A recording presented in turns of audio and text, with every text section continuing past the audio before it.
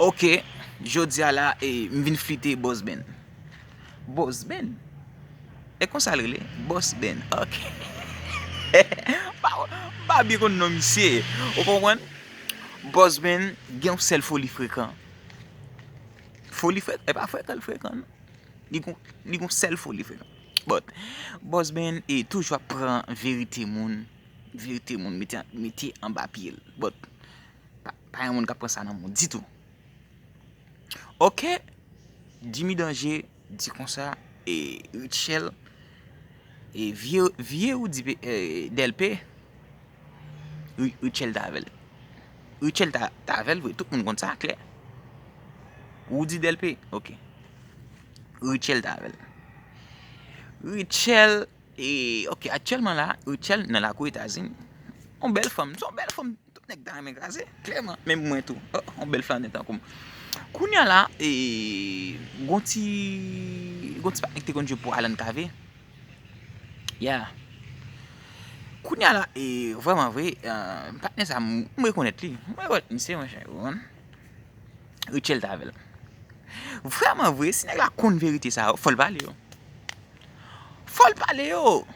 Boss Ben nan ni même. Oh, bagay, Jimmy Danger a dénigré Richel. Comment moun dénigrer moun? Hein, deske moun n'a parlé vérité de ça moun n'a fait, c'est dénigrer la dénigrer. Boss Ben avant m'a parlé là. Deske moun n'a parlé de vérité? Richel vraiment vrai. Richel pas gan ken nèg dans ville. Richel pas gan ken nèg dans ville là. Vraiment vrai, depuis di Richel kra normal ou déjà crasé. Richel son belle femme, tout nèg dans mes crasé. Boss Ben ka parler là, si je viens craser Richel pas craser. Malheureusement ça pas jamais fait parce que Boss Ben pas flandé et ou nan nèg là soi-disant monsieur te gon madame. Monsieur te gon fille, il te fait des trois petits moun. So non, deux petits moun. Des petits moun parce que Jean monsieur là, monsieur pas fait trois petits moun. Monsieur pas flandé, c'est pour monsieur fait trois petits. On samedi là, but Boss Ben ou nan nèg là femme pas vérité à monsieur. Boss Ben c'est ou nan nèg là femme pas vérité à monsieur. Clairement. Ça me dit am fini. Boss Ben c'est ou nan nèg là femme pas vérité avec. Parce que monsieur c'est ou nan nèg là, il a dormi, ronfle plus mal que hélicoptère.